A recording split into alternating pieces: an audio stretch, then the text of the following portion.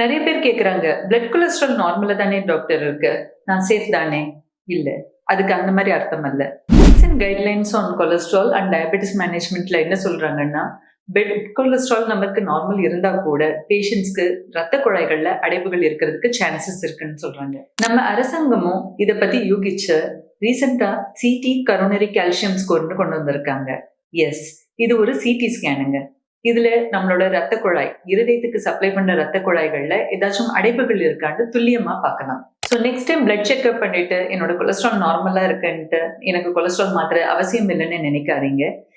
Ask your doctor for further evaluation and rule out the blockages in the heart. இதை விட முக்கியமான ஒரு பாயிண்ட்டுங்க, ஃபேமிலியில யாருக்காச்சும் சுகர், கொலஸ்ட்ரால், ஹார்ட் ப்ராப்ளம் இருக்குன்னா நீங்க உங்களோட ஹெல்த் செக்அப் பண்ணிக்கிறது மிக அவசியம். அண்ட் எவ்வளவு சீக்கிரம் பண்ணிக்கிறீங்களோ அதை விட முக்கியம்.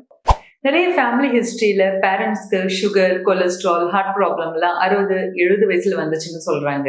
தென் children are more prone to, அவங்களோட பிள்ளைங்களுக்கு 10-15 வருஷம் முன்னாடியே இந்த லைஃப் ஸ்டைல் டிசீசஸ் எல்லாம் வர்றதுக்கான ரிஸ்க் ரொம்ப அதிகமா இருக்கு. So diabetic and blood pressure patients தங்களுக்கு தான் உப்பு இல்லாம உரப்பு இல்லாம சாப்பிடணும்னு நினைக்காதீங்க. உங்க பிள்ளைகளுக்கும் இதே மாதிரி ஒரு லைஃப் ஸ்டைல் ஃபுட் கொடுக்கறது நல்லது.